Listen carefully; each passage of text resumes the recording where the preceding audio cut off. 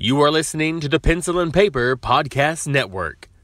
Visit pencilandpaperproductions.podbean.com to find more great podcasts. Welcome to the Palace of Megapixels.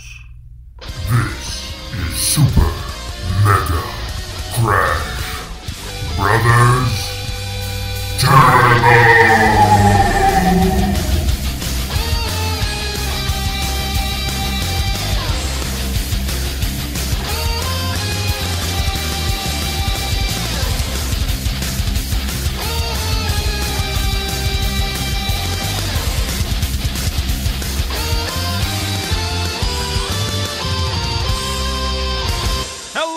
And welcome to Super Mega Crash Brothers Turbo. I'm your host, Stephen White, and with me is my co-host, Todd Stark and Lacey Finley. Oh, happy Monday. Hello, guys. How are you today? Living the dream. For sure. Yeah. Hi, That's Lace. what we do. How are you, Lace? I'm okay. I think we had a fun morning so far. We'll get to tell you all about it here soon. I think we had a pretty good day. We're going to keep it secret for right now. Little tired. Stupid work kept me a little later than normal, so I woke myself up this morning. You know how fun that is. It's stupid work. And you're like, I'm already late, and then to find out you actually weren't, you're like, oh my god. Yeah. That happens during daylight savings time when the sun's out, earlier than usual, and you're like, oh my god. Yeah. What did I do? I mean, I never really have to do anything early in the mornings, so like the few times it happens, and then you panic, you're like, okay. I mean, it really messes your whole morning up. Oh, yeah. I feel like I get jittery in my neck. Like I probably I don't know, whatever. I just sleep weird. Whatever. So, what have you guys been playing? Lace, what have you been playing? I finally started Grease. I don't know. There was a huge debate when I was playing it on whether I was pronouncing it correctly or not. Grease, Gray, Gris. Hey, this is the one that got pulled from Facebook, right? Yes, the one that, supposedly was all sexual. It wasn't at all, so get over yourself, Facebook. But, I believe it's truly was meant to just be a gorgeous, visual poem in a way. There's no story. It is a platformer. There are some puzzle elements to it, albeit, though, nothing fairly complicated. I think they just wanted you to have a nice, relaxing trip through this gorgeous, colorfully, gorgeous painted world. It's interesting. I don't have a whole lot to say about it though, because like I said, the mechanics are very simple. The few puzzles that are in there usually doesn't take you that long. I think it's they're just enough to put in there to give you a little bit of a challenge to go through. I think the whole point was just to be taken through this really gorgeous world that they've created. It's very interesting, kind of like a paint, like a watercolor paint kind of feel to it. And as you're going through, you can collect more colors if you do. I think a lot of the puzzles are optional. I'm feeling like depending on which direction you feel like continually heading in depends on what you'll find.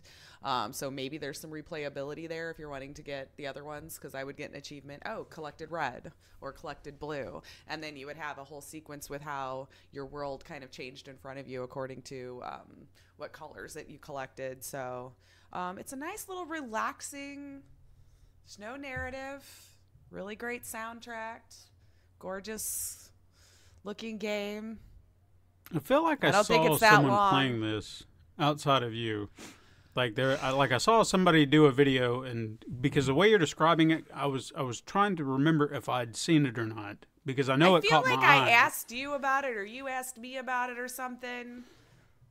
But maybe it was after one of us had already watched whoever. But I remember asking you about it, or you asking me about it. However, the conversation started. I recommend it.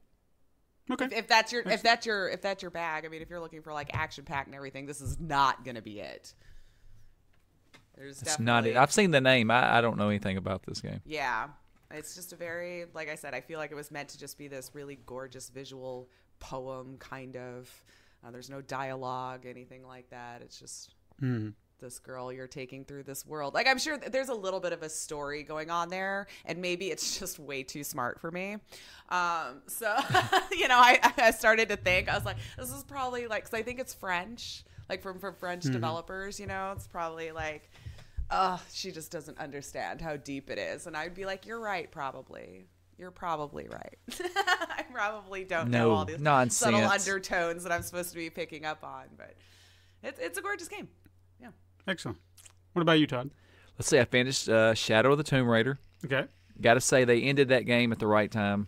Like, I didn't feel like it overstayed its welcome. Good. I think I mentioned that before. The second one totally did. There's DLC now, I think. So. Yeah. No, I'm not playing any of that. I just deleted the game off my PS4. I'm done with it. Then I started Dead Rising 4. I played the one-shot demo for Resident Evil 2. Mm-hmm. Oh my God, I'm so ready for some zombies, and so I had Did Dead you Rising finish 4. No, I did not finish it. I did all 30 minutes. What was considered finishing? I did. 22 minutes, baby. What was the point was considered finishing it? So just as long as it ended before the 30? There was an actual like one scene that you could play out. So, like, once you got to the end of whatever that scene was, it shows you a cut scene, and then it says, you know, thank you for playing, you know. So you had 30 minutes to accomplish this one section that I assume will be in the game. So it wasn't like a full level or anything like that. It was just pretty much when Leon goes into the mansion or whatever, and you play out one little scenario there, and then talk to a character, and then a little cutscene will play, and then it'll say thank you for playing, and then tell you your time and all that kind of stuff. Did you just say mansion? I did. Yeah, I totally did. Police station. Police station. Jesus Christ. Yeah. That's fine. I don't know. So I think I beat it too, because I got a screen that said 23 minutes. Thank you for playing, so you or finished whatever. it. Okay, cool. No, I didn't finish it. I got all the way back out from the one area where you get the key, I guess, or where you go meet the guy with the notebook. Mm-hmm. I got back out to the cop, and then I got the knife, and I just fell in love with the new knife mechanic. Like, I just started using that, dude. I loved what they did with that. I mean, and then it's great. I just started looking around, and then I started getting those feelings like, oh God, I know, like the liquor could be around this corner. Is this where something busts through the window? And I started getting scared. Yeah. That's probably why you didn't finish it, because I was told early on, like, don't do a lot of just exploring, because you only have I 30 explored. minutes. Yeah, I would have too. Had somebody not told me that, I would have been like, well, okay, I guess that's the end of the demo, and would have had no idea. I kind of went into it knowing that I wasn't going to finish. I just wanted to see everything. Yeah. Did either of you get attacked and killed by a zombie? I didn't die. Did you? I did not. I got attacked and killed. I wanted to see what it did, and they really it's awesome. Like that's actually you see them pull all the meat out of your neck, like they eat you right there in front of you. Nice. It's nice. It's a so nice little animation. Old. Yeah. You are dead. It says you are dead. Yeah, they did an awesome job. I can't wait. Yeah, the graphics and the gore look pretty good. Yeah. And Dead Rising 4 was it's the things that I loved about the first one. A lot better controls. I can't wait to really get into it. I mean, it's got zombies in it, so I'm sold. Sure. What about you, Steven? I also played the Resident Evil demo, as we just talked about. I've been playing Red Dead Redemption 2. I feel like I should be farther into the story, but I cannot help but explore. Yes. And just do things. Like, now I got on a hunting. He knows the feels, Todd. Yes, he does. I got into a hunting kick where I was trying to craft certain things, and I wanted to. I got obsessed with trying to get the perfect pelts, because I was like, what am I doing wrong? What am I doing wrong? So I did some research, and they're like, it's all about your gun. It's all about your weapon and what you're using. So each animal has something particular. So I invested in a varmint rifle. And I thought, all right, I got this going. So I'm going to get all the little ones. And at first it was working, but then I needed a squirrel pelt. And I could never get a perfect squirrel. So I was like, what am I doing wrong here? Yeah. Come to find out you need a small game arrow for your bow. And I was like, so okay. So I got obsessed with that. Then I decided I needed an elk pelt. And the big game was one of those things that I was trying to figure out, how can I get these things without killing them? I invested in a nice rifle with a scope. And oh boy, I've been getting perfect pelts now because I'm just a nice distance away, and I just call to them, and they're just like, huh? And then pow, right in the head, and they go down. And I go over there, and I've got a nice perfect pelt. Did you get the bear with the scar face? You got him yet? No, but didn't you tell me about a Bigfoot? Yeah. I came across, this was by pure chance. Okay, I was trying to get to an area, and I went up this big mountain. And I was like, where the hell am I going? Because it was just this winding path up this hill, up this mountain. And I was about to start going down, and I happened to notice, like, I casually glanced at this structure of bone beside me, and I thought, and I just kept moving. And then my wife was sitting there, and she's like, hey, bones. And I was like, what? Bones? And she's like, dinosaur bones? Because we'd been looking for dinosaur bones as well. Oh, yeah. And I thought, oh, okay, yeah, let me go check that out. It was not dinosaur bones. It was the large skeletal structure of something that looked human, but it was massive. And I was like, oh. So I just sketched it down and made a note of it on the map, and I was like, interesting. So it kind of related back to what you were telling me about the Bigfoot. So I was like, I wonder if there's some clue about it around here outside of this. Yeah. So that was kind of interesting that I stumbled upon that. But as I was going on this hunting trip, as I was saying, I was trying the elk pelt. I'm going to stick with this for just a moment. I was so hell-bent on getting this pelt because I wanted to get back to the camp and get my my upgraded satchel, because if you bring the perfect pelts, you can carry more stuff. And I was like, I want this satchel. I want to get more room in my bags. Indiana Jones had a satchel. He did. So I needed this pelt. I finally got this pelt. And then on my way back, I seemed to get distracted or pulled away doing all these different things, There was always like, hey, can you help me out here? Oh, why don't you come do this? I mean, there were so many different moments where someone was pulling me away. I was like, I just want to get back to my camp with this pelt. I showed them the hand every now and again. Just talk to the hand. Like there was a gang member. One of our members got caught by the bounty hunters, and this guy just rode up on me. He's like, dude, we got to go help Bill. And I was like, okay. And I was on my way back. I was like, what's going on? He's like, Bill's got caught. We got to go save him. And I was like, okay. Yeah, it's so, like, everything happens so seamlessly in that game. It's beautiful. But anyway. Yeah, it's great. I wanted this elk pelt. Had it. And I was on my way back, finally. And then I was trotting through this one area. And then my horse was like, it's freaking out. I was like, what are you freaking out over, man? What are you freaking out over? I didn't see anything. Then suddenly, and this big bear, grizzly bear, just charging at me. I was like, gun. And no time to think about any of it. Yeah. And then what happens when I respawn? All my shit is gone. That elk pelt is gone. So I had to go. It's at the trapper. Was it the trapper? Anytime you lose your pelts, they're at the trapper. Oh, well, I was mad because I was like, where's my pelt? Where's my pelt? It's not here. Yeah. Screw this game. I was so mad. So I had to go get another one. But I did. I finally got it. That's the last thing I did last night. Well, now you might have more than one. Yes. So that's a plus. But now I'm on a hunt. I never bothered with all that, so I don't know. I didn't either. Like, it's funny, like, how much you can dig into the game, and it allows you. Like, I was telling him, I was like, in my game, I didn't do any of that. You don't really need it. Mm-hmm. But if you want it, that's the beauty. That's if you will. Yeah, that's the beauty part of it. Like, if you do it, they reward you for it because you can get that satchel and you can carry more stuff. And then I told him, I was like, you don't really need the satchel. He's like, yeah, but I want the satchel. It's just me. I'm enjoying just it's a play style. It's totally valid. Yeah. That's what's awesome about that game, too. But, yeah, I could probably go on for hours talking about all the fun stuff I've done or how I've enjoyed it. Can. But the last game that I played, now I did want to touch on this because Lace and I got to play it together with Star Trek Bridge Crew. And is it fun? Oh, man. Is it fun with people you know? Yes. I think if we had one more person. I want good internet, damn it. I want to play this game. I don't get to do this stuff online because my internet is shit. Is that what it is?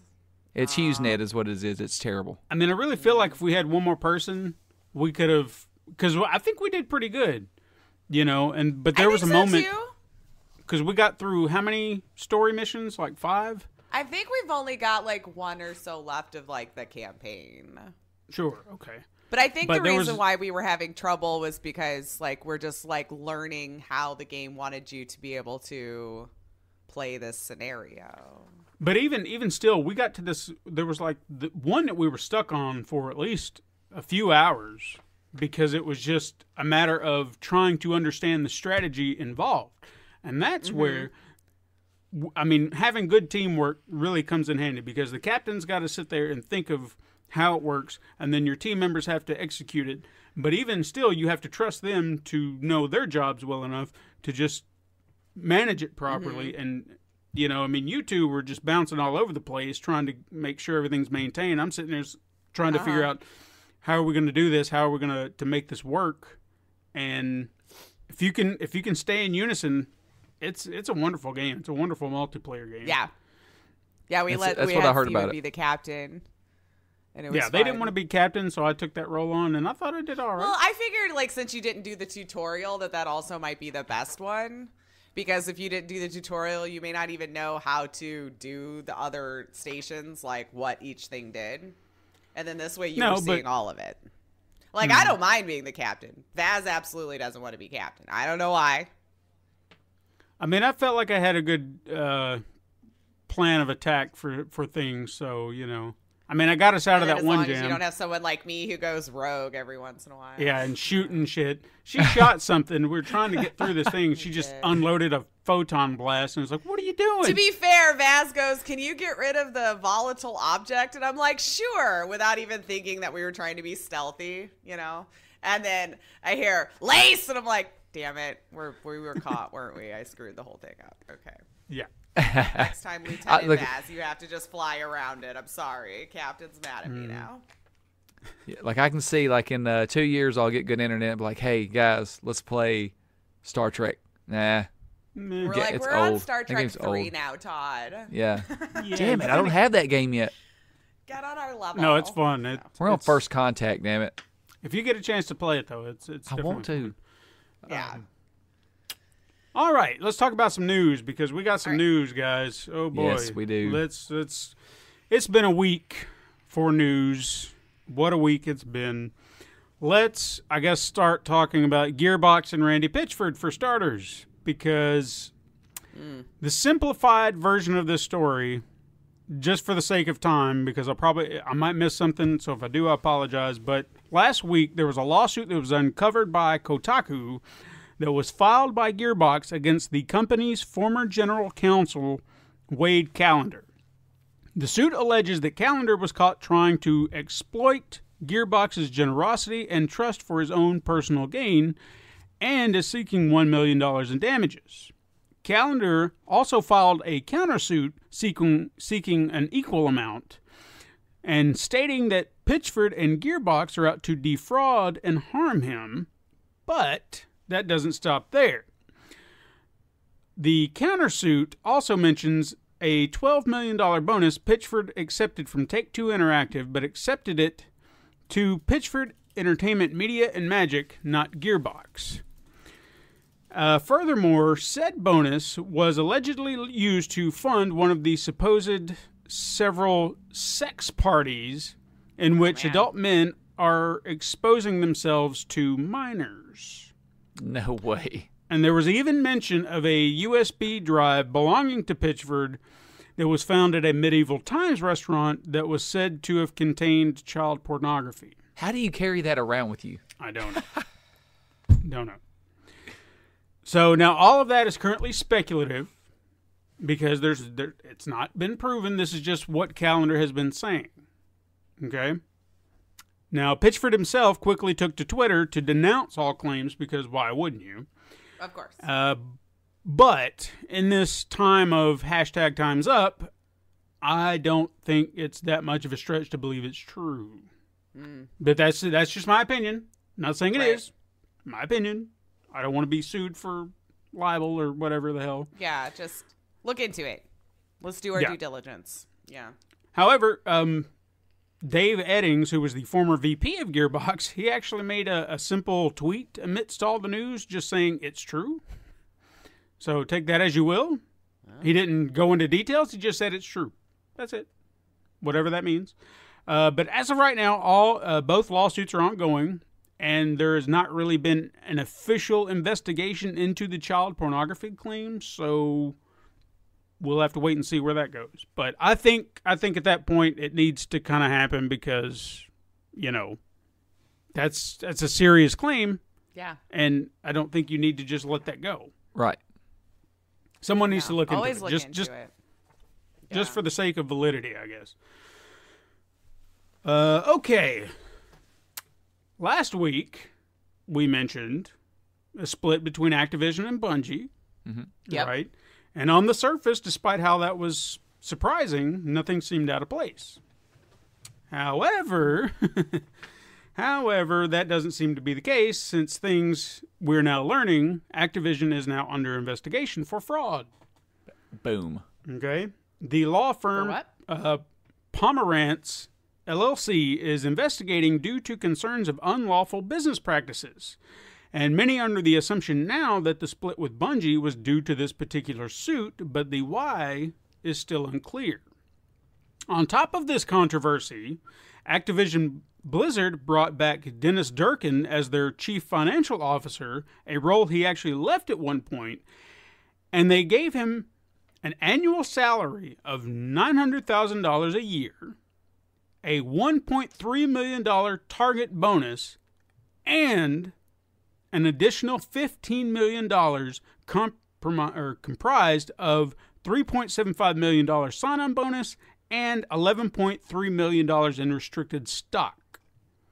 This massive payout pissed so many people off considering the company has been scaling back numerous projects, saying that they didn't have the funds to support them, yada, yada, yada. So oh my God. People are like, how do you have this kind of money to fork over to this guy, but you don't have money to support your studios?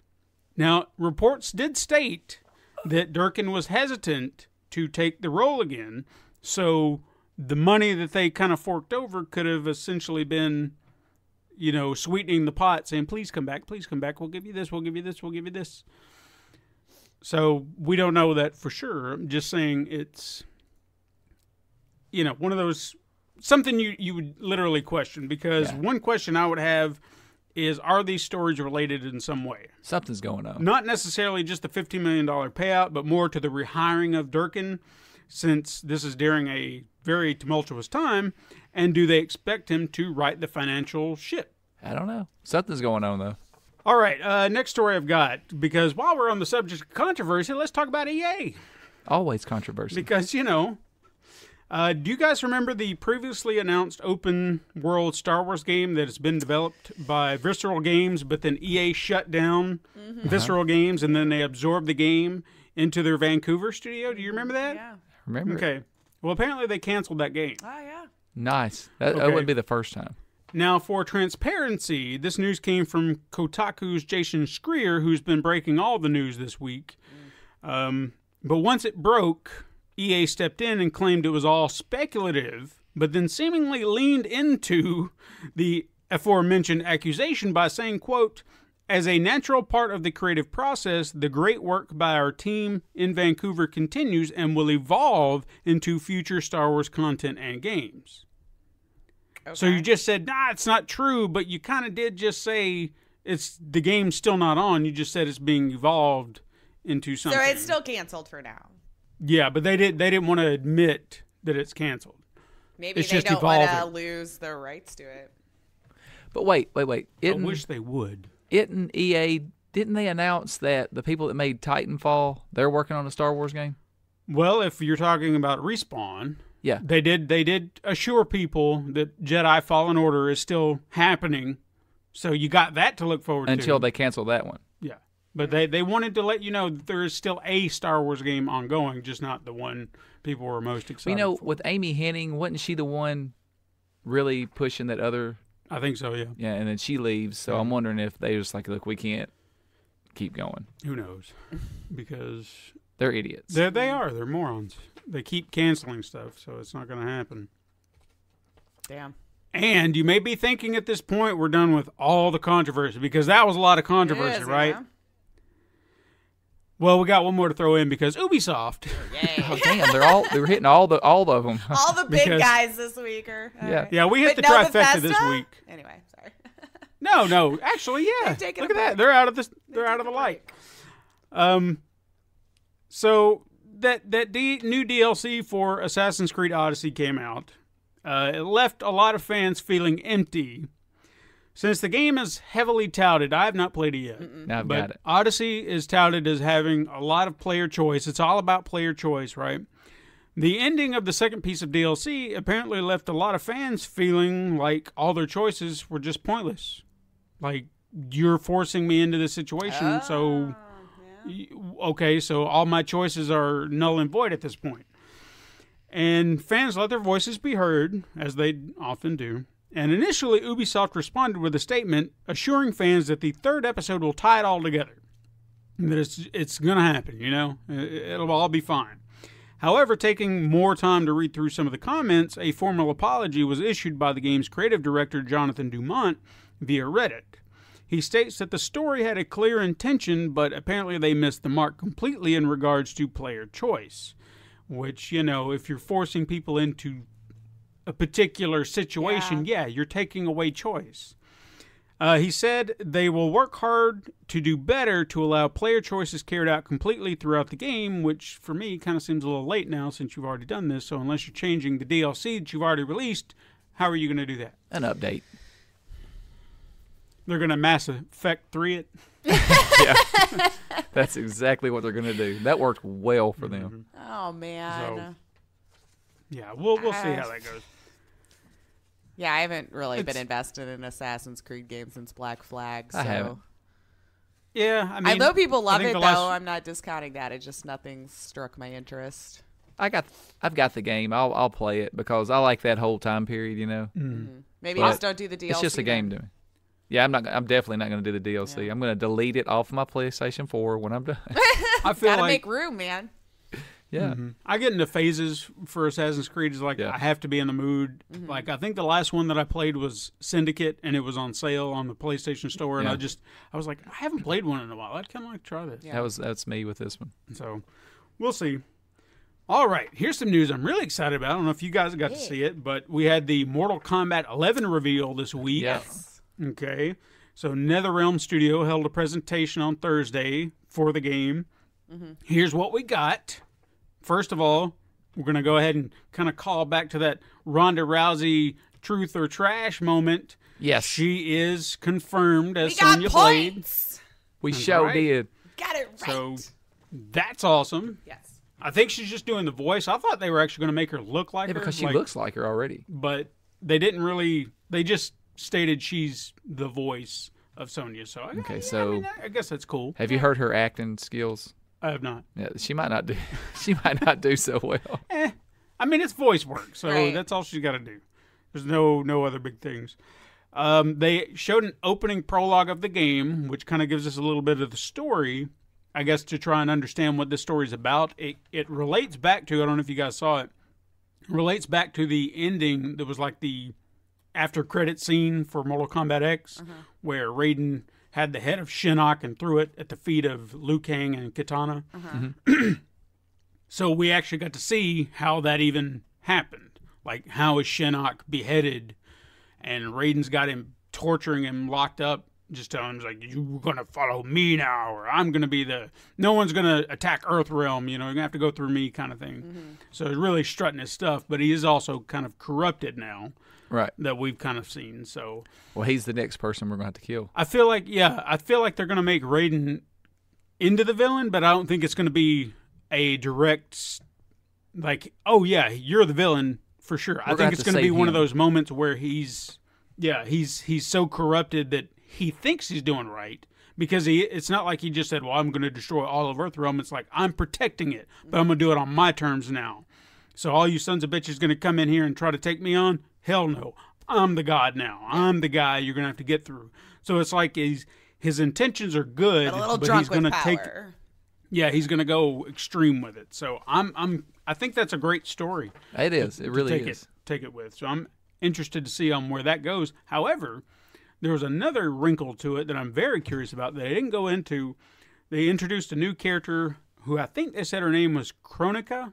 And she's somebody they've kind of shown. I think the very first trailer we got to see, there was like this woman who kind of looked Quan Chi-ish, I hate to say, but... Quan Chi-ish. Yeah, where she's kind of bald and pale. And is it Alpha? I came into it really late, so I missed the beginning of it. It's fine. But I think we saw her in the I think, what was it, did they have a trailer at E3? They had a trailer at the something. Was it E3? Gamescom? No, it was at the Games Award. Game Awards. So what? Game Awards, yeah. So we got to see a glimpse of her there. She was in this end credit scene where she was talking to Shinnok, but you didn't really get an understanding of who she was. But she did kind of mention she's like, Raiden is messing with the timeline again or something like that. And you're like, huh. So from what Netherrealm said, she has been there from the beginning. Apparently, like this puppet master from Mortal Kombat from day one, and since Raiden changed the timeline back in Mortal Kombat 9, she's watching this happen again. So I'm assuming she's an entity that exists outside of time, so she knows what he screwed up. Mm-hmm. Right. So I'm interested to see where that story goes based on that. They also mentioned that there will be, I guess, as far as the start of the game, there's 25 characters that will be available. We only got a handful that they actually announced. They're hiding all the others, so that's interesting. That's good, though. The only ones we got to see were Sonya, Scorpion, Sub-Zero, Raiden, Baraka returning finally. Then Scarlet, she's returning from Mortal Kombat 9. And then a new character by the name of Garrus, who kind of seems like an Earth God, but that's just based on what I was kind of getting out of his power set. Mm-hmm. Plus, we also got Shao Kahn. He's like a pre-order bonus, which I think they announced some time ago. So you get to play as him. Yeah. Mm-hmm. Awesome.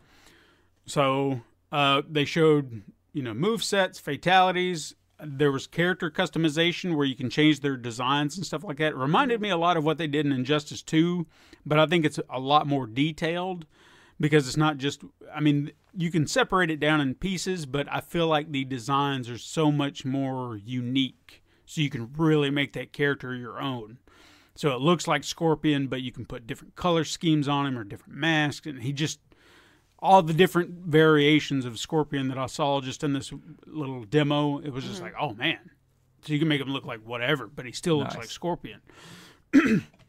Then they said that they've got 3 meters now. You've got your basic health meter, then there's an offensive meter and a defensive meter. So it's not just 3 bars sitting at the bottom, and they all have kind of different uses, I guess, for special moves or things like that. Then there's also a fatal blow move. Yeah, I saw that. Once your character gets to, I think it's under 30% health, you have this move that you can do to kind of turn the tide, so to speak. Mm-hmm. Sweet. So I'm anxious to see that. They showed some fatalities, and wow, they have really amped it up. I didn't get a chance to really see one when I came in because I watched a little bit of the Netherrealm streaming on Twitch, hoping to catch it. But they looked, not to say that they weren't brutal in X, but I felt like there was a point where they all started to repeat in a way. You know what I mean? Like there was just something about it that was similar to each one of them. Whereas this, it's like they've really found a way to make them all unique in their own way and vicious, Yeah. Like there was one that Scorpion did where he drops under I think he threw his spear, morphed or teleported up under the ground. The spear is still hanging out, so the chain is heating up, going across the guy's face. Then he flips back over them with the chain and yanks it and splits them in half. And it's like, oh, damn. Nice. And even just the simplest ones that they did, there was always like an insult to injury. I think there was like one where Sub-Zero froze up the character, and their head was sticking out. Then he forms up an ice axe, chops the head off, then picks up the head, freezes it, and then punches it. So it was like it wasn't bad enough that you just cut his head off. You're going to continue to screw him up. I'm going to keep mutilating this body. Yeah. Fantastic. So I thought that was kind of neat, just little things like that. But the other thing, they also announced that there will be a collector's edition. It comes with a Scorpion mask, which looked holy shit. Badass. How much is that? I don't know. I don't think they really said, but we'll probably say what, 179. I think 139 is what I've been seeing lately on. I don't know. You think about all the DLC because you probably get that too. And Mortal Kombat X cost at least, what was it, $90? if you got the season pass and everything. So you can I don't know. The characters that'll get added later. I'm saying right now, I would buy that for $1, $139. Okay, there you go. I'm telling you, it's gonna be more because that mask was badass. I was just gonna say the one with the mask. I feel like it's gonna be pricey. But also they did mention that there will be an open beta. I think they said an open beta. Could have been a closed. There's a beta. I'll just say that. I won't say open or closed, but it's on March 28th, and the game will come out on the 23rd of April. Nice. But we won't get to play it, or at least I won't, because we'll be at PAX. Yeah, and that's Damn fine. it. Yep. Should be playing other things. That's true. We'll be finding maybe other gems. Maybe it'll be at PAX. I doubt it. No, it's not. Are they independent? Well, I Won't mean, be there. They're owned by Warner Brothers. Yeah, they won't be Detroit there. Become Human was there. Yeah, but that's an independent studio, really. They're just published by Sony. Yeah, kind of, but it's still Sony. So, like, We'll I don't see. know. Whatever, Who knows? I guess. I'm not gonna- I don't know yeah, what the I'm not getting rules my are. hopes We've up. had that debate before, so yeah. We have. All right, so no big deal. But there you go. There's your Mortal Kombat 11 news. I'm excited. Quick hits. Quick hits! The PS Vita got an update. Why? I don't know. It just did. Just thought I'd let you know. No, we were still That's good, though. I mean, Yeah. they ought to still be supporting it, I feel like. But It's just one of those polished updates where it's like, yeah, we're just stabilizing some stuff. So, but hey, if you're still playing it, it got an update. So good for you.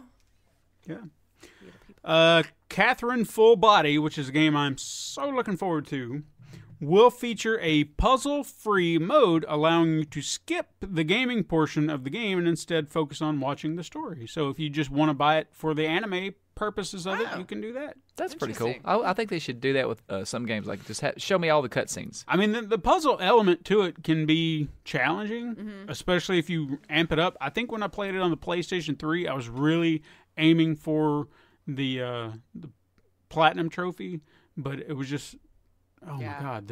Because you've got to be quick. You got to know exactly where to move and all that. And I was just like, my head. So maybe I'll try it again on this one. I don't know. So do you think that, because I've heard that, with Sony's new censorship stuff that's been going on, how much do you think it'll affect that game? I don't think it'll be that bad. Yeah. It really wasn't that, would be the word.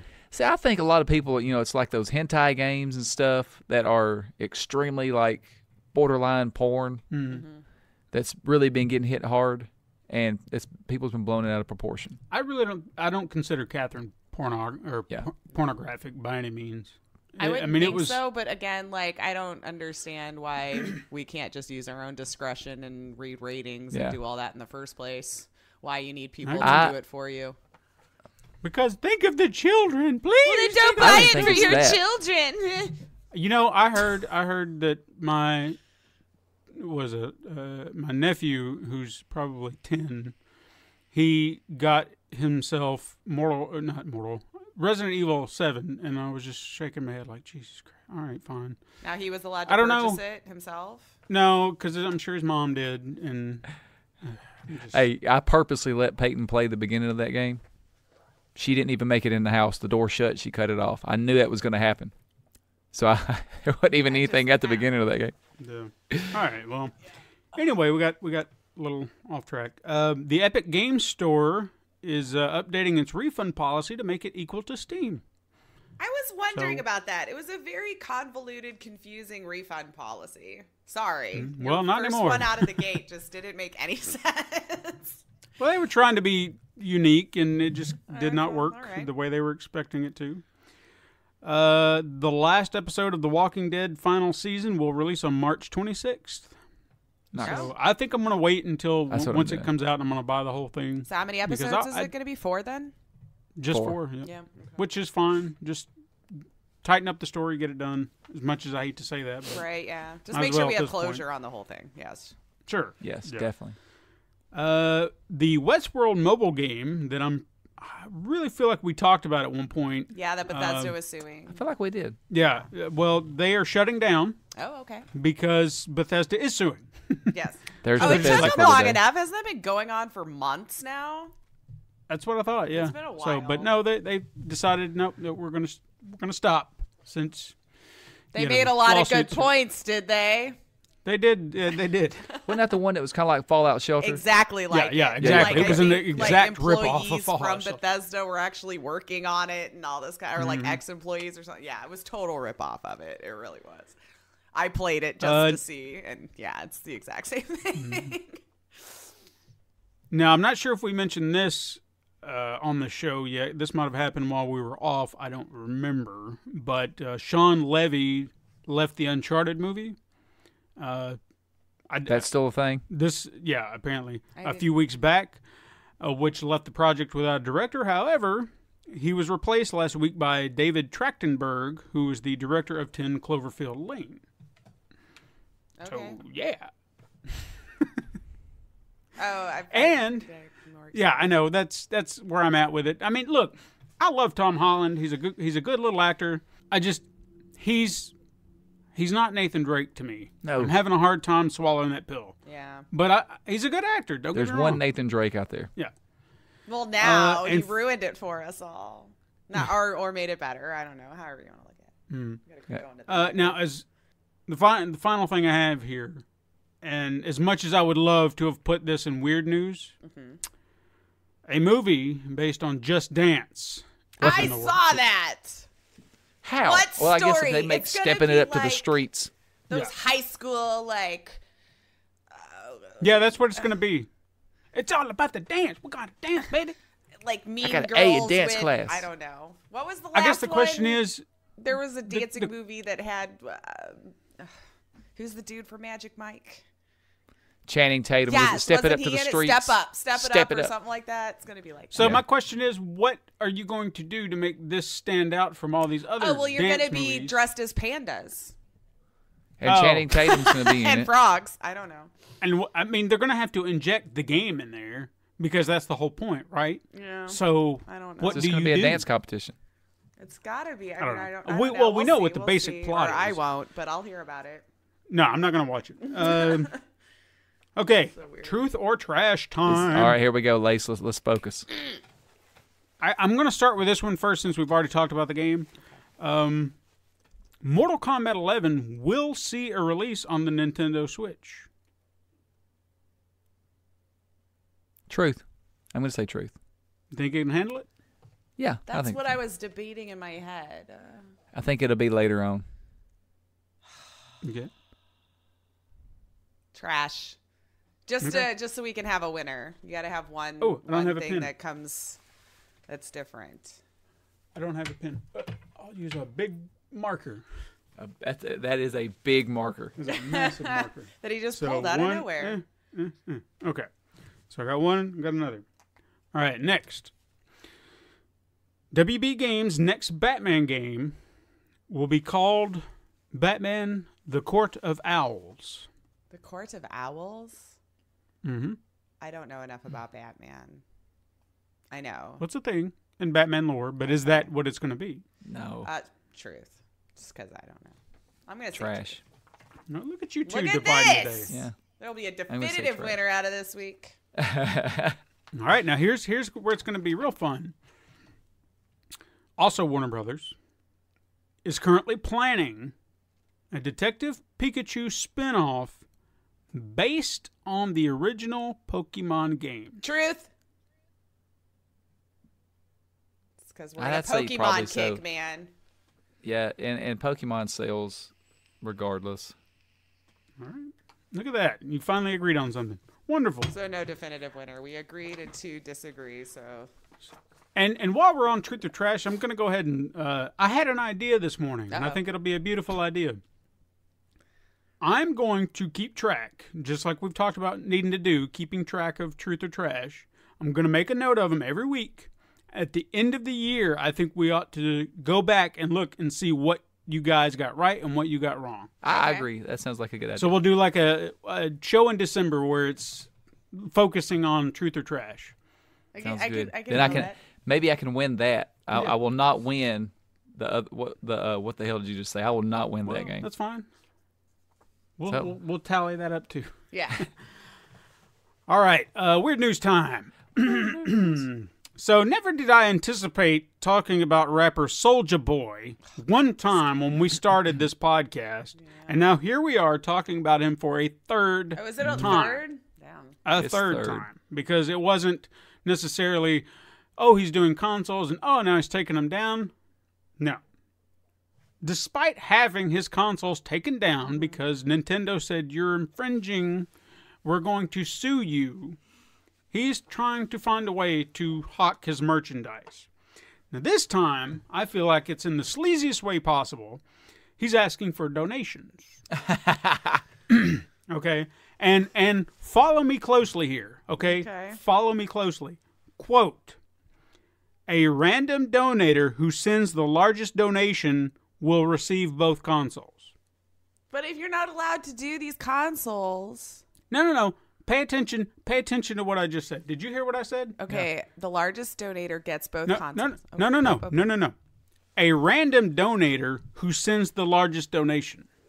Yeah, so it doesn't... Do you see the contradiction? So like he will never give it to them and no one will ever know. Because it's random. I mean, yeah. So who's exactly getting it? So it's random, but if I'm the one who gave you $100 and everyone else gave you $5, then I'm the guy. You would think it's not random. So yeah. I don't know. I don't understand. Anyway, you'll receive both of his illegal consoles. I never heard of you before all this. I'm not a fan now. I'm just saying. I've heard the name, but yeah. I never did. He ain't nothing. Now, why he assumed he could con his fans is beyond me, because luckily they weren't having it. Many of them calling him out on Twitter, saying, you're a joke, this is stupid, you're a moron. In fact, someone was so fed up that they hacked his website and shut it down.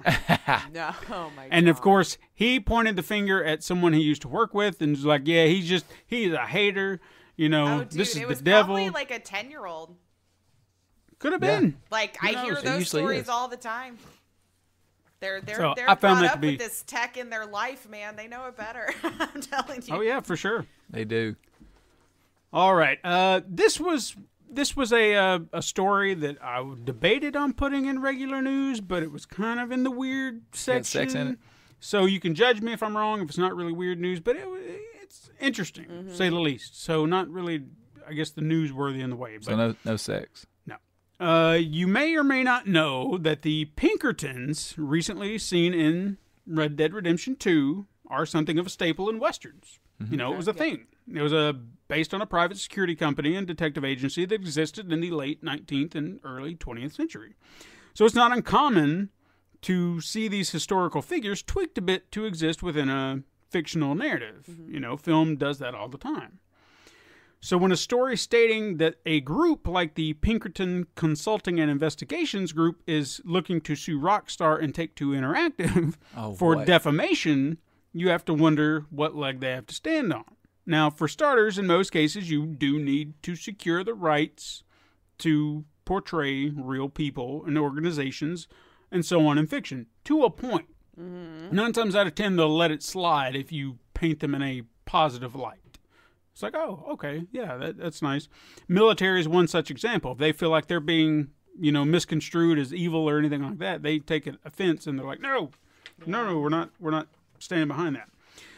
Now, this company is that Pinkerton company, just evolved over the years. So it is the same people, just not as they were. Don't they change out? It's just whoever owns the name now, right? Or has the name. Mm-hmm. Is there even a company anymore? Yeah, I mean, is it still? It's these people, but just not as they were then. Don't they change out the money in ATMs now? No, they're a consulting and investigation firm or whatever. Okay. Whatever they say they are. Anyway, the company states in a cease and desist, I'm trying to get that word, letter that Rockstar nor Take-Two secured permission to use the Pinkerton badge used within the game. And the main reason they're seemingly taking umbrage with this is due to the depiction of the Pinkertons being used as villains, which could tarnish the reputation of the company, and no one would want to come to them because they think they're bad guys. And the company said that it is willing to discuss a settlement, but is also willing to sue should it come down to it. Rockstar has not been rattled by this, saying that the claims are ridiculous, stating that the depiction of the Pinkertons is historically accurate and that the use of the Pinkerton name is protected by the First Amendment. So where do we go from here? We'll have to wait and see.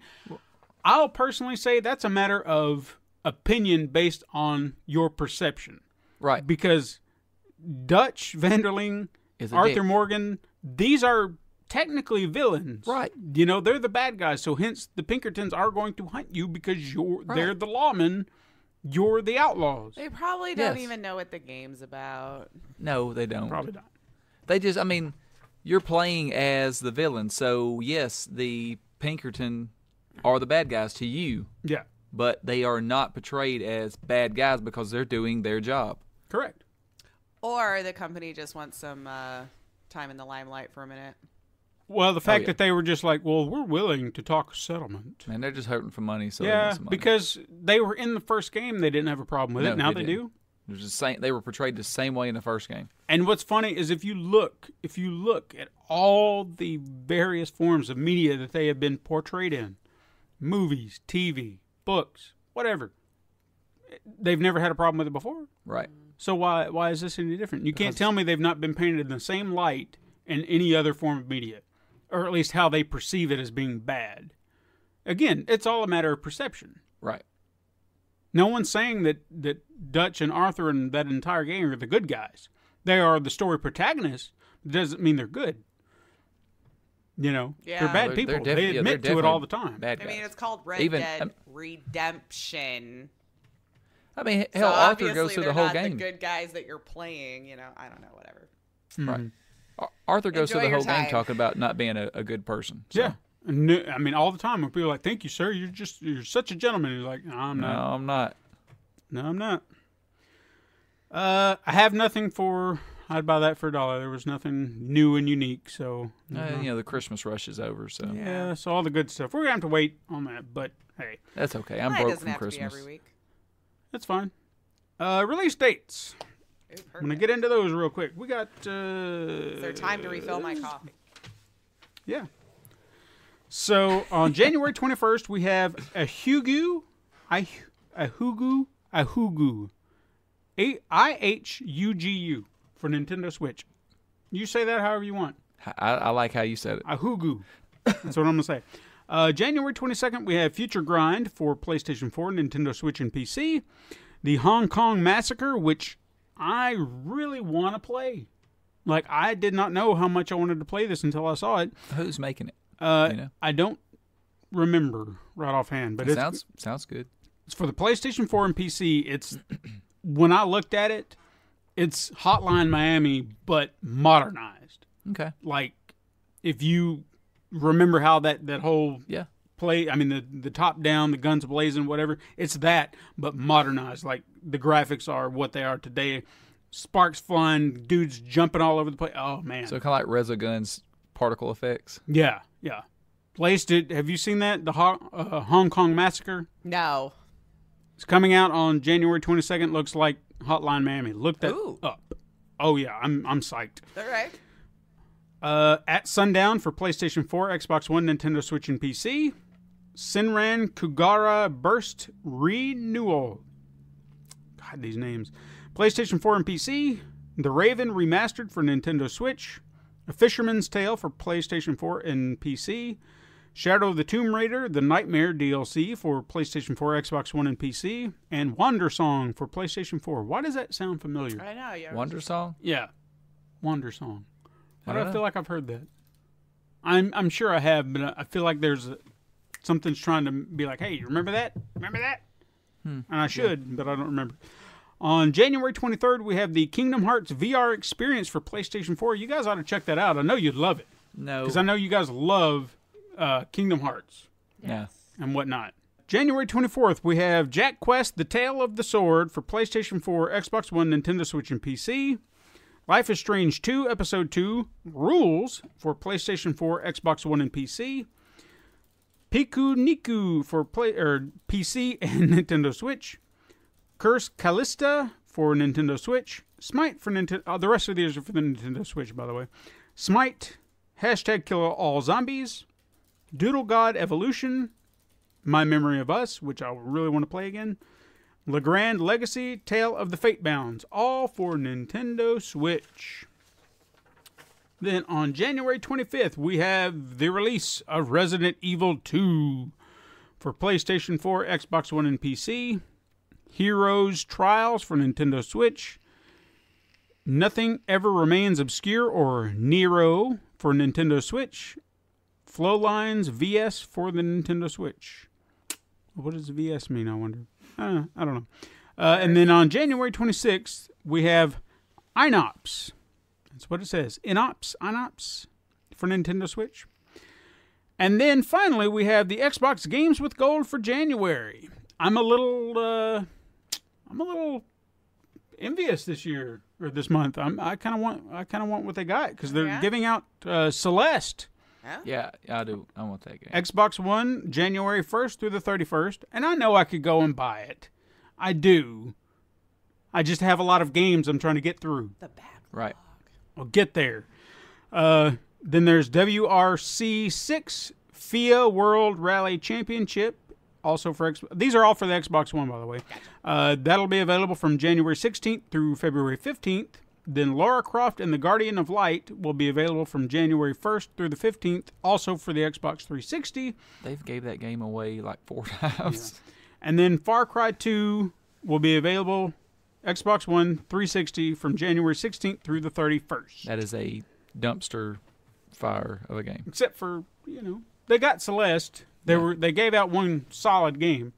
Yeah, I do want that game. Yeah. All right, guys. Are you ready to play? What the hell did you just say? I don't know, but I liked how you introduced it right there. Yeah, just like that.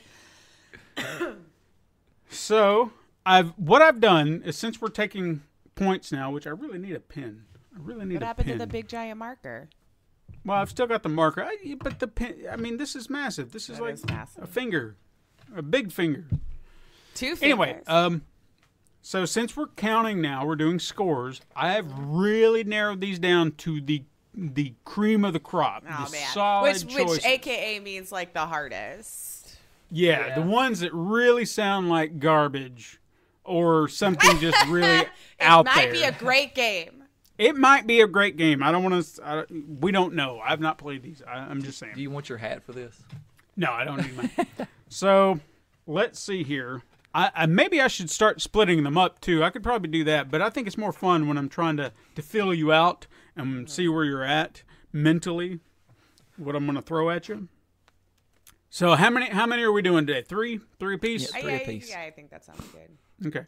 Here's the new game rule. If you guys happen to tie, I'm going to give you one in which you will both have to give me an example of one game, and then that'll be the tiebreaker. Whoever gives me the best description wins. Do I go in the cone of silence? But whether or not that'll ever happen depends on Todd.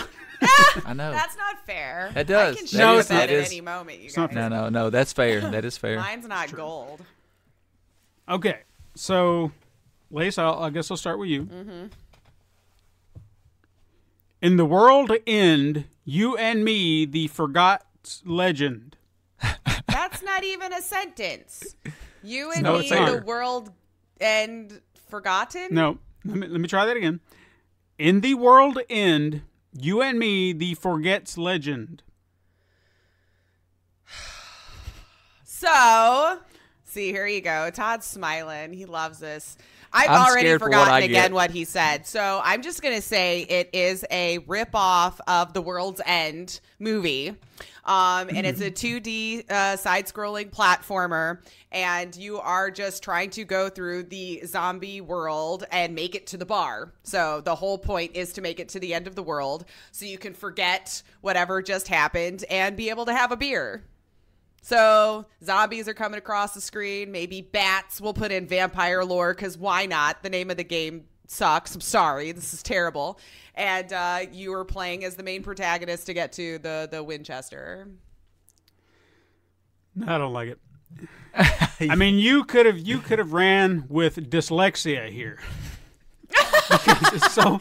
Well, you know, I don't need people adding me. Like, what do you mean? Yeah, that's true. You know. What are you talking about? But if they can't at you because they can't read. But Sorry. They I'm not can. being hateful. It just takes a little longer. Yeah, that's true. Just like this game and its title. I would have stopped trying to read it. That's fine. Todd. Damn it. What? All right. I got a great one for you. It's really going to be easy. Definitely sneaky, but not sneaky. So, of course, this is like a stealth mission game. I kind of see it as like not like top down, but what's that? What do you call it when it's kind of tilted? Diagonal. Yeah, diagonal. Kind of looking like that. You have all these rooms. Actually, you have not just all these rooms. Like I guess it's like a building, and you have to sneak through it, and you're graded on. Well, you were sneaky, but you were not sneaky. You know. So I guess it depends on how much. I guess you can make noise. You can. They can see you, and you sneak through, and your goal is you're I guess like espionage. You got to go in and get the files off of a computer. You're going in for Donald Trump and getting Russian stuff off of a thumb drive. All right, you lost me. Definitely not sneaky. Yeah. No. This is where it comes in. It's like he sends you on these missions that make no sense. No, I don't like it. Yeah, I don't like it. Damn it! I shouldn't have said Trump. No. We're blowing it today, Todd. Yeah, it's okay. So far we're tied. Right? Oh, shit. Lace. Frankie Lettuce. Frankie let us. No, like lettuce, like what you put on a sandwich. The stuff that was killing people. Frankie Lettuce. And probably will again here very soon. Frankie Lettuce is a child's game, obviously, from ages like 5 to 10. Frankie Lettuce is the main protagonist who is teaching you all of the different food groups that are good for you. And so it is like a series of random mini games where, the food pyramid will go up there, and then you'll have the different foods that come across at the bottom, and then you can shoot them up at the correct time to land in the spot on the pyramid that it's supposed to go. And then the next one will teach you all about like where lettuce is the bestest, and which salad would you put it on, which dressing is the best for you, and then there's all these like cute little cutscenes of dressing getting dropped on his head and all this kind of stuff, and of course he's sad about that because he's drowned in dressing, and trying to teach you the importance of ordering dressing on the side, and how you should also be putting tomatoes and all sorts of healthy foods in there, and cucumbers. And then, that's the end. And then don't put mayonnaise on your sandwich, kids. It's not good for you. Put lettuce instead. I'll give you a point. And he's vegan friendly, so those people are going to love it. Oh, yeah. The reason she got a point was she didn't say Trump. If she would have said something about Trump, you're like, that's not a point. And don't put him on a hamburger. You always default to Trump. I'm gonna make sure that's gonna be a. What if I told you the final mission was executing Trump? Well, that depends. But do I get a point now? We might get in trouble. Damn it! Yeah, we might. Speaking of that, real quick, just off topic, did you happen to see the Family Guy episode where Peter and Trump fought? Who won? Your cash poor. I don't know. My DVR cut it off before because of the stupid football game. I'll go to Hulu. Yeah, I'm gonna have to, or search it on YouTube. I don't know. Todd, Ninja. Is it ninja with and a question mark or talking. ninja with a Ninja? Oh, ninja with a question mark. Yeah. So this is a story all about how my life got flipped upside down. Okay, no, you're a no. You own that. Keep going. You're not going to get a point. No. Okay, so it is a story about a young Japanese kid and his goal to become a ninja. Is he a ninja or is he not a ninja? That's the question. And I mean, you're not giving me any kind of game. No. See, like we're still in the beta stage. So I'm in my head. I'm seeing the cutscene at the very beginning of Ninja Gaiden. But like the problem I have is I'm copying that and the messenger. Okay. See, maybe the one that got killed in the beginning, that's the guy we're following. Because it's the story. He actually, when we walked away, he got up. He got up from that. Mm-hmm. And you play as him, his recovery back. Everybody was like, you ain't no ninja. He was like, yeah, I am a ninja. You see me just fight that out there? You get half a point because I guided you in that direction. Yeah. Damn it. Oh, I'll take because it. I like myself, you get half a point. All right, finally, let's see. This is big. I need her to screw this up. It's quite possible. All right. Lace. The Zodiac setting horseback winner. Yes, this is tough. The Zodiac setting horseback winner. So this is just the name of the business front. All right. So this is a visual novel story game of a fortune teller on the streets of New Orleans during Mardi Gras. So it's obviously to hawk the business. And so she is out there reading everyone's fortunes for money. And but where the complication comes in is there's that person that came that she read their fortune that she was just not expecting that day that she saw in her future, and it turns into like this very weird romance, but it's all seen through her vision as she's reading these people's palms. And so it's definitely one of those like Inception back and forth kind of visual novel type things. So she meets the guy or girl. I mean, they give you the choices. You can be whoever you want to be. It's very inclusive. And I got nothing more than that. So it's all just seen through her visions as you keep coming back and forth as each person in Mardi Gras comes by. And then just for you straight guys out there, every once in a while, boobs will come across the screen because they want beads and all that kind of stuff. Sure. All right, you get a point. God. All right, see, that's why I threw in boobs. Sorry, Todd. What I'm going to do, since she's got you by 1.5 points, I will give you 2 points. Oh, if you can give me a solid description. But that's not fair. No, it is. She didn't get that offer. Because she's going to win. I know, but like... This is like, I feel like watching Good Mythical Morning. I'll All right, make- Link, we're going to give you the pity vote. Yeah. Yeah.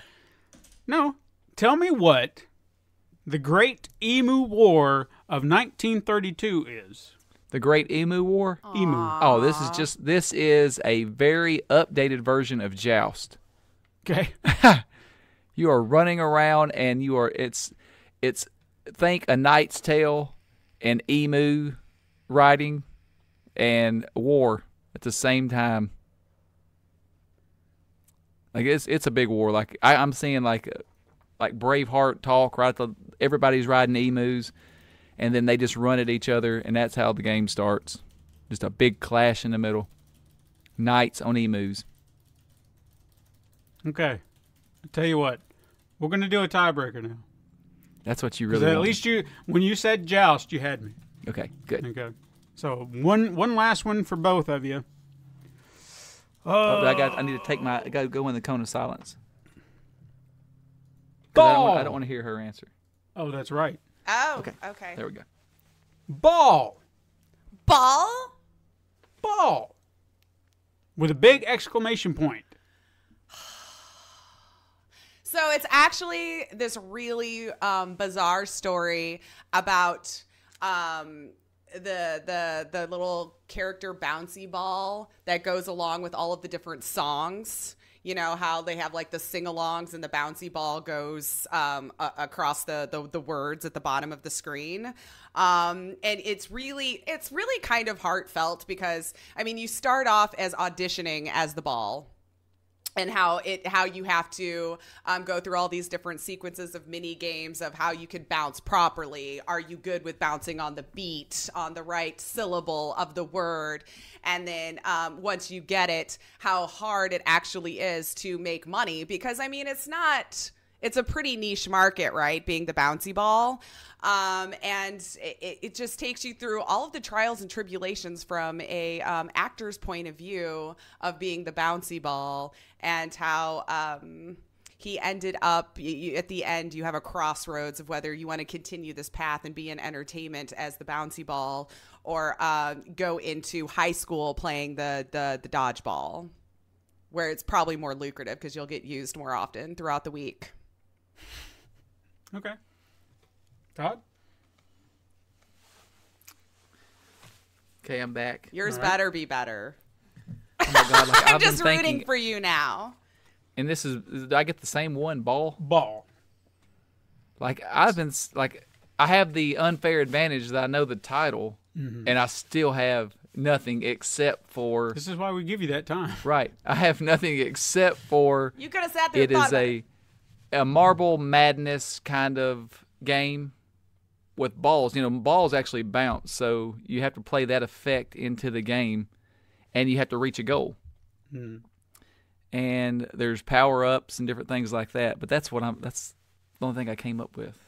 Yeah, well, she gets that point because what'd she say? Her story revolved around the little bouncing ball that helps you sing along.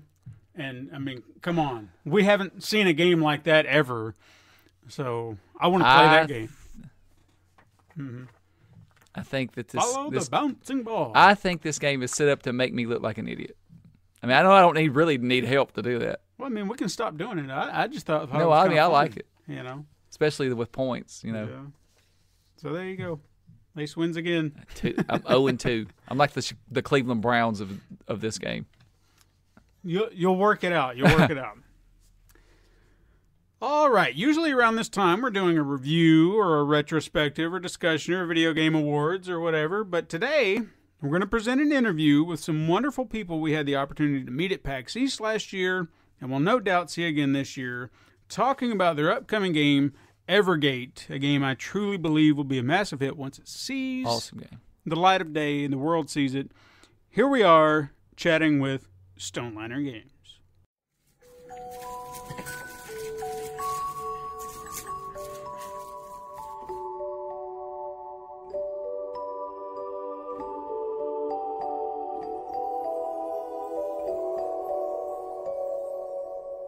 All right, we are sitting here with Kent Willis, Ariel Wexler, and Cynthia Lu, who, along with M.R. Miller, comprise the entity known as Stone Lantern Games, and they are currently working on their very first game called Evergate, which is a gorgeously designed 2D platformer set in the realm of gods and spirits. And I don't say that to blow smoke. I truly believe it's a gorgeous-looking game. Yes, sounds definitely good, plays good. It's just what we've seen. I mean, we got to meet you guys, or at least we got to meet Kent and Ariel. We have not gotten to meet Cynthia yet, but we got to meet you at PAX East last year. I'm sure that a lot of you remember that we talked about this game called Evergate that we just happened to stumble upon. If you don't remember, go back to the PAX episodes and you can listen to that. So I guess for starters, what I'd like to do is kind of go around the room a little bit and just get to know what your role is, I guess, as far as the game goes, or Stone Lantern in general. So Kent, who are you within Stone Lantern? Hi, Steven. My name is Kent, and I'm basically the team lead.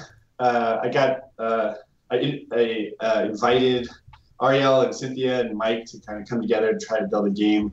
That was about 2.5 years ago. And since then, we've developed a whole bunch of different types of demos, and we finally found our game Evergate. And since then, it's just been a big process of trying to figure out how we take each of our talents and kind of translate that into a game. And so I've been doing a lot of designing, a lot of mechanics work, a lot of level design, and a lot of narrative work actually as well. Okay, would you say that you're actually is it your story, or is it a compilation of everybody doing the story? That's a good question.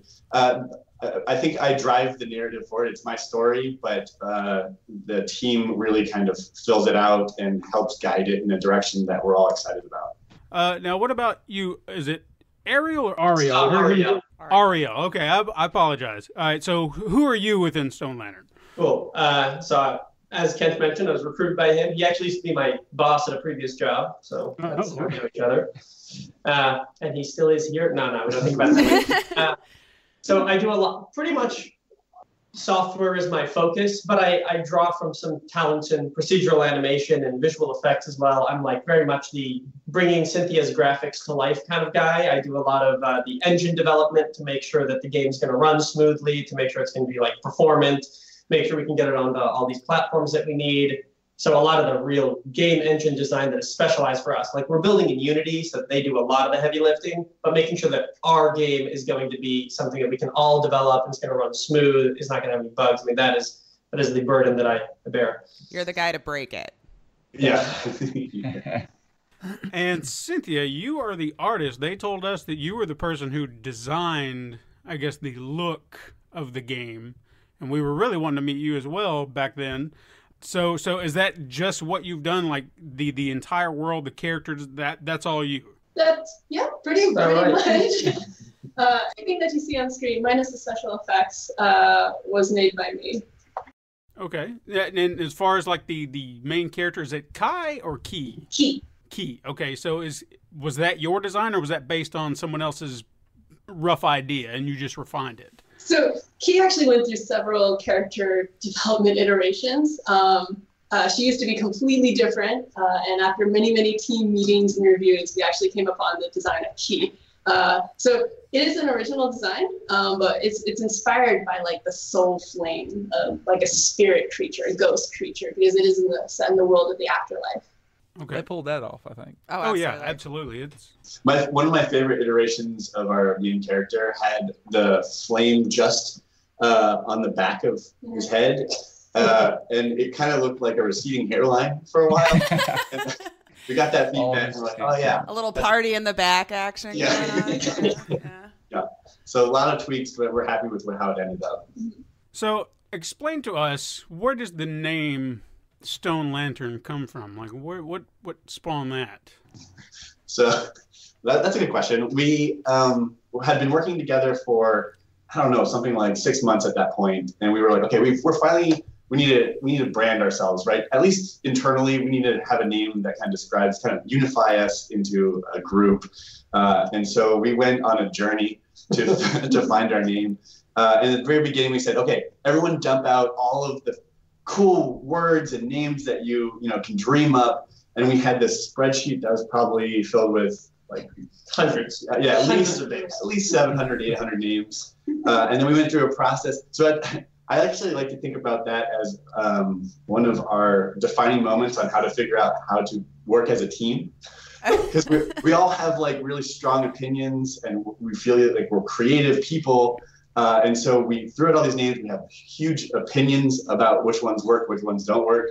I think, Cynthia, you had something about like pink pandas or something. Oh man, I like our that. identity is going to be riding on. Well, you're probably thinking logo too, like what works. So I could see that as like a logo being thrown out there. We had some like cool studios who had just come out, indie studios like Team Cherry, and some of the other ones, and we were like, okay, Heart Machine, right? We were like, inspired by that. And we were like, okay, what's going to be our cute little hook? And so we kind of butt heads a lot over it. And there was a lot of like conflict, and we said, okay, we need to take a step back, and instead we need to figure out like what are we driving for? Like what emotion is going to describe kind of our vision and our goal as a team. And what we came up with was we wanted to be creating games that elicited wonder. And so it kind of chopped off a good majority of all the other names that we had, where it's like, did it inspire you to, elicit that wonder and that excitement, that adventure vibe?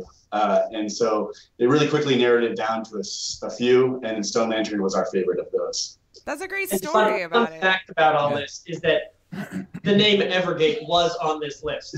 Yeah. Evergate Games. Like, that was going to be us. Yeah. Which would have been a solid choice, I think, as well. Yeah. I like both of them.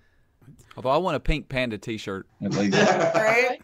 Like something to come out of it. She's like, no, I'm still working on it, guys. You just don't know. You just don't know. Yeah. So all of you, were you at MIT together or separately? But you all came out of MIT, correct? Yeah. We were the same year, me and Ariel. You were a year older than us? I think so, a year or two. Yeah. And then Mike was a year older. I think you guys never had a class together, right? No. Well, he was mainly comp sci. And you were EE. Yeah. So the only class that any of us had together was Mike and me did film music together. And it was funny because I had just taken it as an elective, and I was like excited to watch like movies during college, right? Like that's why you take film music. And I got partnered with Mike on a project, and he was super intense about it. Like he had notebooks. This is not an elective for me. Yeah, exactly. It's like, this is my life. He does it professionally now, so yeah. Oh, well, you know. Yeah. So it was. That's when I found out like he was just incredibly talented, but also that he was super intense about his music. That's passion. You know? Pure passion. I did see that video that just posted of him talking about the music, that it was the lullaby that he created for. That was beautiful. That was wonderful. He brings his personal experiences into the music that he writes, and I think you can tell because it's usually evocative, and you know, it's moved Ariel and I to tears occasionally. You know, as long as the editing of the video is correct, it'll pull some heartstrings for us. Now, with all of you being at the college together, and apparently you did not really have any classes together, how did you come together? Yeah. I mean, what kind of brought that on? Well, I guess we know that they used to work together. Yep. So there's a company that does robotics and healthcare software in Boston. And I came right out of college right into that. And then Ariel did the same. I did the same. And Cynthia did the same, just at different times. Yeah. So we got to meet at this robotics company. And each of us left that company at some point. And then after we had all left, when I was thinking about if I was going to make a game, who are the most talented people that I could like pull in, I remembered Ariel and Cynthia from our time working together. So all just kind of a wonderful meeting by chance, just to find the right people. Yeah, and it was surprising to me that when I like reached out to them, that they were willing and able to do it. I mean, that was just such a long shot, right? That just like a whim, like, hey, do you guys want to make a game? It doesn't take a lot of convincing, I think, for most people to like want to make a game, but to be able to do it, right? To have the capacity to be able to engage with that was really lucky. And it was fun to start seeing that come to life pretty quickly after we had like established that we wanted to do that. It's great. It sounds like you could fit a fantastic team together. Like everyone's so passionate and so into it, and it's so great to see that even now, almost a year later, that we're still working hard on it. Well, I'm sure you might have worked on other projects that have come together, and you're like, well, this has been our baby, and we've been working on it super hard. I think that the biggest challenge for us though is to how do you mesh all of that together? Like people who are really talented, like Ariel and Mike and Cynthia, and really opinionated. Like how do you sharpen that to a single point, right? And not just like different ideas, kind of like sporadic. That's been a journey for us for the last 2.5 years for sure. And I think that we're getting better at it. Yeah. Seems like it's coming together. I still see the same faces, so nothing catastrophic had to have happened, I guess, over the last year. Nobody strangled each other. Not yet. Not all the way, right? In your mind, maybe a few times. Yeah. So we've dug in a little deep with you guys, unless, Lace, do you have any questions about them specifically? Because I'd like to get into the game. Yeah, I was going to say you pretty much hit all the good notes. Although I am going to want to talk to you guys about BattleBots. Because that was the reason I was told we didn't get to meet you at PAX. And I was in awe of that and immediately intrigued and needed to know more. So I will have to know about this because that was amazing and awesome. Right now? Go for it. Sure, go for it. Just a little bit about it. I have to know. How did you do? How does it work? I'm intrigued. So, are you familiar with the concept of BattleBots? A little bit, yes. Great, yeah. So it's 250-pound fighting robots that basically like a sports competition, a single elimination. I think season 3, the last year's taping, we actually had multiple eliminations per round. So we stayed in a little longer. But I'm part of Team Overhaul. I can send you a link to our robot afterwards. Oh, please, yes. They actually scheduled the taping week the same week that PAX East was going on, and I had the difficult choice of saying, do I go with the team that I fabricated a 250-pound robot with and probably need my help to lift and maintain and be there to support? Yeah. Do I go with the very cool video game crew that I've been spending a year and a half, 2 years building a game for that we're actually going to showcase? They were both very big passion projects. And it was a very tough choice, but ultimately I figured a 250-pound robot needed manpower more than Fair enough. Yeah. That's true. Well, they did a fantastic job. If that makes you feel better in your absence while you were doing that.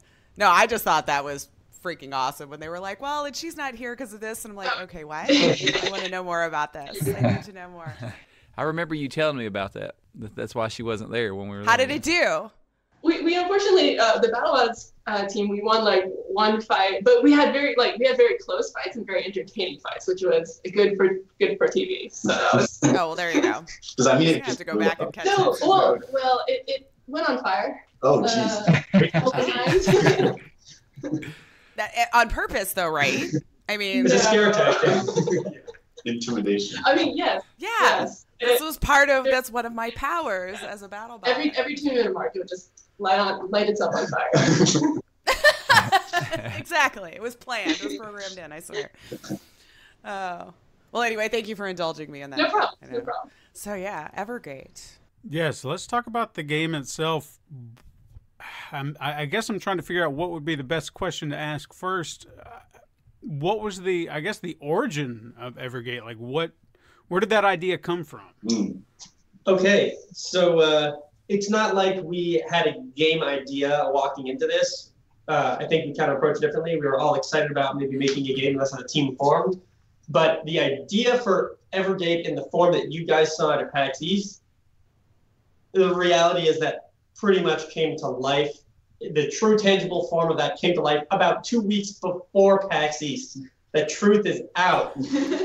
Now, we've been working as a team for a year and a half leading up to that moment. We have prototyped a bunch of narratives. We have prototyped a bunch of mechanics. We have tried everything. If it was a 2D puzzle platformer, I mean, we have tried making it along the way. I mean, at one point, we were considering having a card-based mechanic. I mean, we were deep. We were trying all those.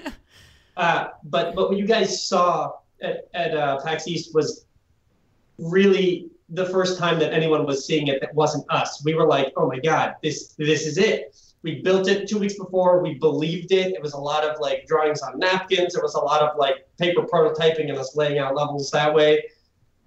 And pretty much PAX East was the first time that we were getting some play testing on it. So we were very relieved that it was well received because we had built probably 5 or 6 game prototypes in the year and a half leading up to that. And none of them really had that click that we were pumped about, that we believed everything about. But when we got to this, we were like, oh man, I see it. I see how to extend it. I see why this is fun in its simplest form and how it can extend to all of these complex ideas beyond it. Yeah, so my favorite story about that is that my brother came up from Texas to help us at PAX East, Matt, and when he got there, it was 2 days away from PAX, and we were still in black box mode where no graphical assets had been put into the game. And he just stood there and he played it, and I was like, what do you think? What do you think? And he just nodded really nervously. So you guys bringing this to PAX? And I was like, yeah, we'll throw in the things at the end. It'll be pretty.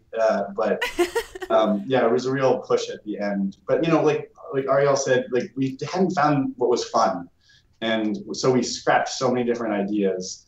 And then when we found out that PAX East application, I think in November of the 2017 at that point, and we hadn't had anything to submit as the application, so we're going to miss it. So we scrapped all of our big ideas and we said, we need to make a fun game. This is it. Like the time has come. Scrap everything that we were doing. We need to do it in a week. And so we built a demo in a week to submit that was good enough to get in. But then after we got in, we were like, oh shoot, now we have to have something that's actually fun. So it was just a lot. Now we need a game. Yeah. It seems like the deadlines have really been a great thing for us, right? When you're doing something as a hobby, it could just float on forever, and you're being experimental, and we're all starving artists or whatever, like making a game, right? And it's like, oh, this is a passionate, artful thing, and like we don't quite know it, right? So if we do that for too long, that's not great. So every time that a serious deadline, like, oh man, like PAX East application is coming, like this needs to happen, this needs to be tangible, that really forced us to like get all the randomness out of the way and focus on what was fun, what was playable, what was going to be a great game. That's super impressive. I gotta. Yeah, I was about to say the same thing. That is very impressive. I would, if someone asked me how long you guys had been making that, based on what I saw, 2 weeks would not have been my answer. I'd been like, no, they've been working on this for months. The core mechanic and a lot of the art had been in the works for a while. Yeah. That was not The core mechanic? Sorry. I should say the core platforming, the ability to platform and like the player controls were like you could jump. Is that what you said? But I think that what's interesting about that though is that all the prototypes that we've made before, probably like 6 or 7 different games, totally different games, all based around the afterlife. So when we actually found out the mechanic that we wanted and the world that we wanted, we could actually draw from all these different ideas that we had like prototyped before. And I think it made the progress much faster and the world much deeper because it wasn't just like the concepts weren't just 2 weeks old. We could bring in different things that we had liked from all the other ones. Okay, as far as the story, without really delving into it too deep, because I like to be surprised. Is there a narrative that is personal in there to any of you, all of you? Or would you say it's just kind of there's a narrative, but nothing that strikes something personal to one of you or all of you? I wish you could see every single one of you had a little bit of a different reaction. And it was quite fascinating because I was wondering which one was going to be like, well, which one of our 3 stories do we put out there? So that's a good question. I think that when we've been crafting this world, it's been less of like, when you think about Celeste or you think about Hyper Light Drifter. Those are stories that have been born from personal experience, right? And like that's some of their actual personal struggles are into the game. And I would say instead, Evergate is taking a very personal desire for a feeling more than like a personal experience. Like there is a feeling that I want very strongly when I play Evergate. That feeling of like a childhood wonder, like that like when you were getting read a bedtime story when you were like 4 years old or 5 years old, and your mind just went and your imagination just kind of went crazy, right? And like the bad guys were bigger than bad, like right, and the magic was there. That's what's been driving all of our discussions about, what kind of characters would live here and what kind of magic and powers would exist here, right? And that's like the gods and the spirits. So I no, it's not like a personal story. I didn't lose somebody, and Key doesn't represent, a family member who passed away. But instead, it's more of when I play, I'm always judging it based on, do I feel 6 years old again and lost into a crazy, creative, wondrous, surreal world. And would you say that that's generally what we've been going for? Yeah, our goal is to make you feel like a 6-year-old again. So it's really like one of those youth, snake oil things. Tapped into it. And it only took him 2 weeks. So let's talk about the Kickstarter you guys have started. You started that on, I guess it would Wednesday. That would be the, what was it, the 15th? Yeah, I was just looking at that. Correct? It's insane. Wednesday at 5 a.m. And you guys, from what I've seen the last time I checked, you've reached at least half your goal within a day or two. I'm staring at the number right great. now. Yeah, it's very impressive. Yeah, it's very exciting. You know, They're more than half now. Yeah. we spent some time to prep for the Kickstarter, and it was actually a good thing to do because it forced us to try to identify what are the core components of our game. How do you explain it to somebody else? And it was a lot of work, and it was a lot of nervousness going into it to see how it was, received. And I don't think we could have been happier with the first day. I think we reached something like 42% of our goal on the first day.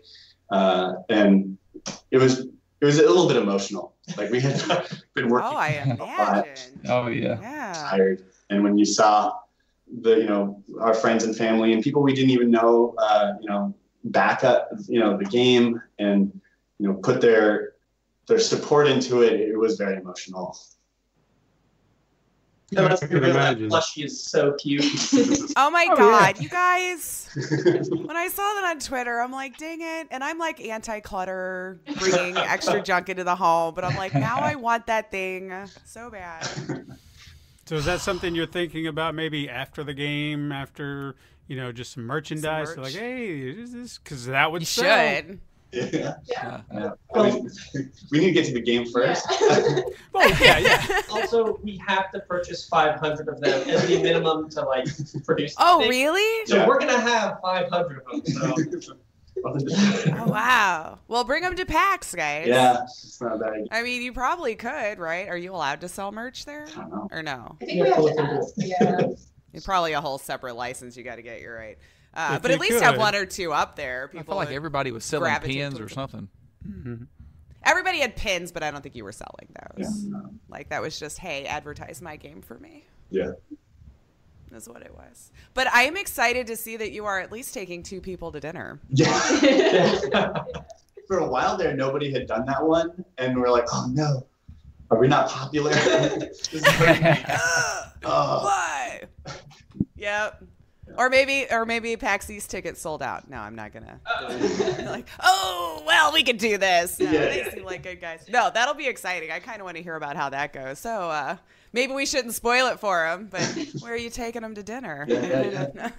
Bottle of wine. I don't know. Right. Yeah. Some candles. Make it nice. Yeah. Lace, Todd, do you have any questions that you'd like to ask these? I just have a request. Like I really want this game on PS4. Please. Oh. Yes, please. Okay. Duly noted. Yeah. I mean, we do. I'm sorry. I'm working with console plebs here, guys. Hey, I venture into this PC. Don't you get? That's him. He's always PS4. He could be asking for the Switch right now. I'm the and he goes to PC gamer PS4. of the group, and so The Switch belongs to my little girl. I don't want to fight her for it. But you're always stealing it from her, playing Breath of the Wild. It's okay. Like I have to steal it from her. But when she sees I have it, I don't have it anymore. But you Honey, can do you want instill my that phone? 6-year-old Does that childlike work? wonder into her. Just put it on PS4. Okay. All right. Is there plans for it to come across all platforms, or what's the plan right now? Yeah. So we're definitely targeting PC first. Like, let's do what we know. Let's do what we have platforms for. She gets it. Yeah. I got it. So that's Sorry, where we're starting, and then we are hoping to move out to all of the other popular platforms. Right? We are going to do PS4. We are going to do Xbox One, all that good jazz. Hoping to get the Switch. We've had a lot of demand for that as well. But that stuff's going to most likely come after the PC release. We're going to focus on it. We're going to make it super polished. We're going to make sure it's bulletproof on one platform before moving to the rest. It should be easy. We are using Unity, and that does have all the support to help us get to these other platforms. But we just want to stay focused first on. No, that's fair. I totally understand that. Yeah. Yeah. And I'll let you know how it is, Todd. the game is based off a controller. I don't want to know. That's how we're developing. So it just is natural to go to Xbox and Sure. PlayStation with the controller. Good. That's good to know because I was kind of bummed out. I was like, that's only on PC. Oh, damn it! Because I loved it. We'll just I have to really bring did. you That's- into our world. I still think about it from time to time, and that was the beginning of last year? April. Yeah. That was definitely one of the big takeaways for me. I mean, not just blowing smoke. Like with PAX, like I can think of like 2 games off the top of my head that now I absolutely recall right away that totally stuck into my mind, and yours was one of them. Wow. Absolutely. Thank you. Well, I mean, how many times we keep coming back to the booth? I'm like, I kind of want to play again. There's people at it today now, you know, like word got out, man. You know? So, and you had a really great area. Yeah. A silly story about that. Our first day, we didn't have any way. So first day, people sat down and we were so nervous because no one had played it. And when they started playing, it was great. And some people got really into it. And we didn't have a way to get people to stop playing. So some people sat there for like 45 minutes. Like, there wasn't like a cutoff to the demo. There was no cutoff, and like we had like the full demo that like could last 2 hours or something. And so we were freaking out that day. It was like literally like 10 people had played for like during the course of like 4 or 5 hours. And we're like, this is not good. We need to we need to do something. So we figured out a way to have a timer in the demo that would cut people off, but would do it after they finished one of the puzzles, so they felt like it was the end of the demo. Perfect. And that helped a lot to get people to see it. That's a good testament, right? To know that they didn't want to get up. Yeah.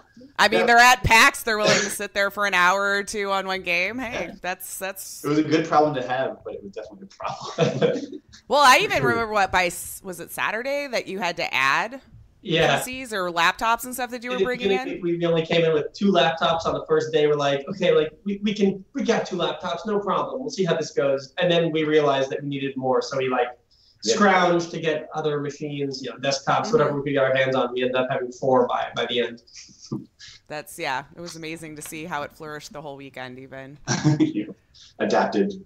I'm eager to see what you guys bring this year. Very much so. I mean, granted, I know what we're going to be there. Yeah, what we're looking at, but I'm eager to play it again. I'm eager to see what you've done, how you've progressed. I'm excited. I think that'll be one of our first stops. I think my favorite part is when you complete the level, how it goes from one level to the next. Like up that little bridge, that is my favorite part. Oh yeah, we've polished that effect. If you guys remember last time, the character would just stay in its current form, but now there's some particle love that I've provided to that. Wonderful. I can't wait to see how it's progressed, because it sounds like you guys have worked amazingly hard over this last year. But and congratulations on the Kickstarter, guys. I mean, it looks like you're gonna smash it in no time here, and it's very exciting to see. So I had to look it up before we got on here just in case. Yeah. So. If it goes well, there's some reach goals that we were really hoping to get to. I know that Mike really wants to have a live orchestra play his music. So if we can get to our goal early, that's definitely one of the things that we're excited to add onto it. That would be nice. Oh yeah, that would be so awesome. Right? Especially like already hearing the music that's in there now. It's almost made for that. You're right. Yeah. Mm-hmm. Can't wait to see that. Perfect. Mm-hmm. So I'm going to do a call to action to our Super Mega Crash siblings out there. I'll be singing this game's praises from the rooftops from now until I have a reason not to, and I don't think that'll ever happen. So it looks good, sounds good, plays wonderfully. It's only going to get better from here. Do yourself a favor, Super Mega Crash siblings. Check out these truly amazing folk right here. Check out the game for yourself. Head over to kickstarter.com/projects/Stone Lantern Games/Evergate. And I know that's a lot, so there's a link in the description. Go look it up. See this game in action, listen to the music, and why not chuck in a buck while you're there? I did. So do yourself a favor. It's something you're going to enjoy. I want the plushie. I'm going myself. I know. You should go check this game out. We're not going to stop singing its praises. Just do it. Do yourself a favor. Yes. I mean, you just said it. You hit the nail on the head. This is going to be one of the first ones I'm going to want to check out when we get to PAX this year for sure. So you don't hear us talking about that a whole lot for one game. So go do it. Look, I'm jealous I don't get to play it this year. Why? Oh, that's right. You're not going. You just have to go now. If you spend money on the Kickstarter, you can get PAX East tickets right now and dinner with the devs, Todd. Just saying. You want to eat with Ariel? You could probably sleep on one of the floors. I would go out to eat with all 3 of y'all. There you go. I would have. So how many of you are going to the dinner? Like all of them then? Like would you say there was 5 or 6 of you? No. There's like 2 that's missing today? I mean, we might break off on a one-on-one if there's a chemistry there, but... Ooh, see, Todd, it's getting better, man. You've already got maybe a leg up here. I mean, you had face-to-face time. Yeah. No, there should be all 4 of us. It'll be a fun time. Oh, excellent. Yeah. No, perfect. Awesome. Thank you so much for doing this and talking with us and telling us so much more about your game, because I don't know how much more excited I can get. And I'm just going to just ramble on if I talk about it anymore. I'm just going to keep talking it up. I can't help it. And they're fun, so I could just sit here and talk to them probably all day. But you know me. I feel like we're talking to future rock stars, guys. And Yeah, maybe we can drag you guys away at some point during PAX. And, Ooh, the power of live to corner them into, like, coffee with us. I like it. I like your style, Steven. I like it. We'll look forward to it. It's always fun chatting with you guys. Thank you. Yeah. Same here. So good luck on your Kickstarter. I have no doubt you're going to reach your goal within the time frame. You're already killing it right now. Yeah. So I can't wait to see if you've got any stretch goals you're going to add to and what those might be. I'm intrigued. Guys, thank you so much. We'll be seeing you at PAX. All right. Absolutely. Thank you so much, guys. Bye, guys. Bye.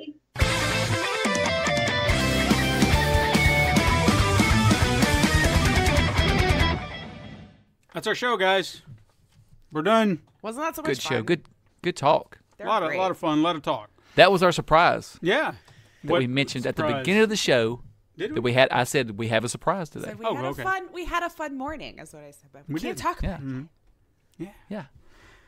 Guys, so if you want to help support the show out there in Radioland or podcast world, whatever you want to call it, you can go to patreon.com/pencilandpaperproductions.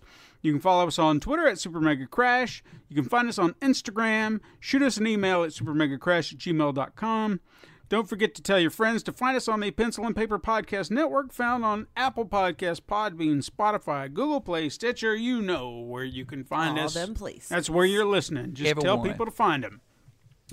Thank you so much for listening. I am Stephen White. And just for the record, I'm Todd Stark, but I like Radioland. Okay. And I'm Lacey Finley. Join us again next time, Super Mega Crash siblings. But until then, game on.